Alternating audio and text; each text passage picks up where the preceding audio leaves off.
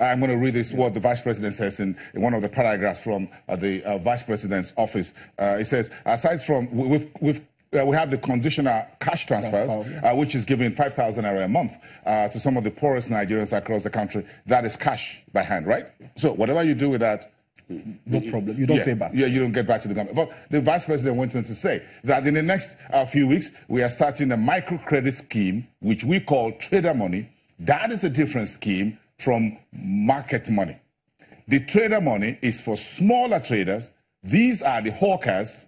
Of course, hawking in Lagos is banned. You get 90,000 naira fine and you'll be arrested by the Ambodi's administration if you hawk on the street. Is it legal to also hawk in Abuja? Yeah. Okay, there's a ban on it. There's a total ban on it. But the Vice President says they're lending money to hawkers, those selling bread. Perhaps if you're not hawking it, but you just put it somewhere by the roadside. Those frying akara and puff-puff by the roadside, those selling plantain, those who are doing small things, little things, where in many cases their inventory isn't more than 5,000 naira to 10,000 naira. So if you ask me, fundamentally, there's no difference between people who should have benefited from JIP and the traders now. Basically, no, because JIP is from between 10 to 50,000. To 50,000. So, and they're still within the micro. They're still within the micro. Well, the Vice President seems very clear here. This is between 5,000 and 10,000. So they're all within the micro. But let's even leave that as it may. Let's get back to the micro traders, the one the trade man wants to target. Yes. In FCT, there's a total ban on street trading and hawking. We've engaged administration to say, look, you can't totally ban street trading and hawking. You can ban hawking, but don't ban street trading. Because even in New York City, you have street traders. Regulate them, they pay you.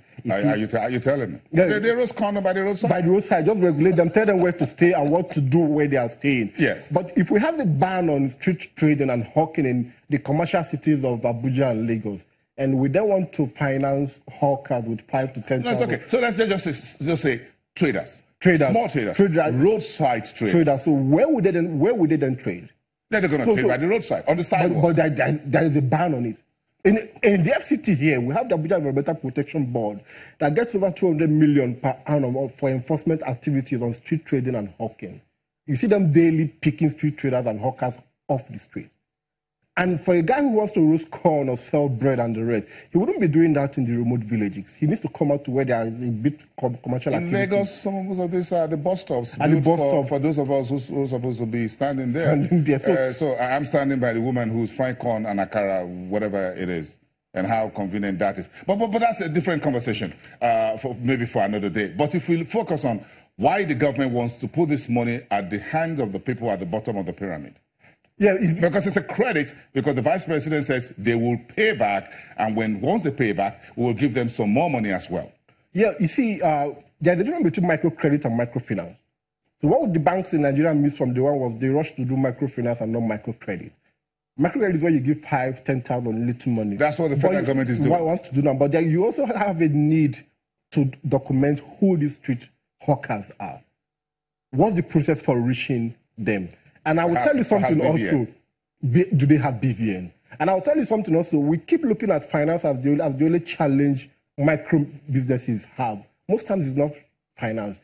A good number of them are doing it out of a survival instinct. They need to survive. They've not learned the fundamentals for running that. So you get somebody who is roasting corn on the street, you give him or her 10,000 or 5,000 to start business. Have you even interacted with the person to know if the person needs more funding, or the person is just doing this because he has a challenge and just let me get some money and get out of this place? Without 5,000, incentivize the person to maybe to refine the production process, maybe buy what did you call it? A clean cook stove to make it cleaner to use and the environment and the rest. Or will you say, okay, if we give you 10,000, can you move from roasting corn to doing something better in a different place? We need to get all of this so that when we give them this money, we are sure of what they will use the money for. Because the idea is this: if you throw in maybe 100 million into trader money and 50% of it is lost, it wouldn't have benefited the economy. But if we have had this interaction with them, I was okay, let's even get these persons to, rather than roast corn by the roadside, pull into the number of persons who produce corn for other purposes.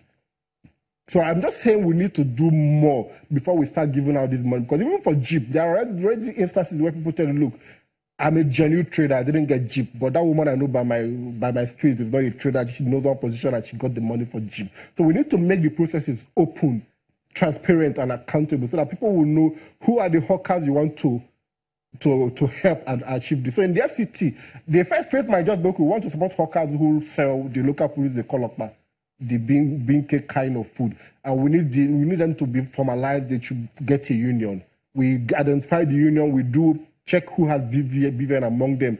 Check those who still want to continue in that trade. Those who have thought of a different trade they want to do. Okay, do we just take 100 of you and give you maybe 30,000 as against taking 500 of you and give you 10,000? Because if you put money in the hands of an entrepreneur that is not prepared, that money becomes something they use for consumption financing, which is simply to either change phone, buy a new clothes, or change something back home. Or add up to school fees. Add up to school fees. And or repair a generator. Or repair a generator, consumption financing. They don't put it back. So we need to have that interaction.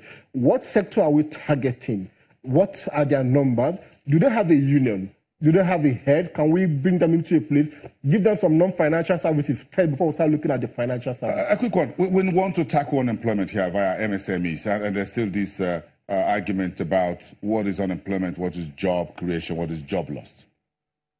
Unemployment is simply when, for me, if you ask me my layman understanding, I have qualifications to seek for a job, and I can't get that job. So whether you're a graduate or a non-graduate will not be looking for a job at CBN, maybe as a cleaner. But in a case where I can't find a job and I have the qualifications to seek and get that job and I can't get it, I am unemployed. But then for job creation, there's a difference between when you engage someone and when you create a job for that person. So Empower, I like to say, is like an engagement. It's a defined period. 2 years will drop you off. Now, the challenge would then be getting them jobs when they do exit from Empower, which then falls back to the continuing discussion that we need to grow the Nigerian economy. If the Nigerian economy grows, it will absorb job seekers. It will not be by government-sponsored interventions alone. Government interventions will seek to engage people for a period of time. It will not give them jobs that they can plan a life based on. So we begin to look at issues. Why is the Nigerian economy not growing as much as it needs to grow? We had recession, which we've come out of good and all. But why have we, in the last 10 years, for instance, lost some vital key industries? Cadbury is practically running their machines, their equipment just to produce some little items in Nigeria. Michelin left us some years back. Why is the economy not engaging people who seek jobs as against government-sponsored intervention? We need to move from government intervention to industries, the economy producing jobs. Celestine Okeke, thank you very much for being here. Enjoy the rest of your holiday. Yes, Celestine Okeke, who is the lead partner at Sustainable Entrepreneurship and Economic Development Initiative called the SEEDI. When we come back, we'll give you a wrap-up of where we finished off the marketplace just before we went on today's holiday. We'll be right back into You're watching Business Morning.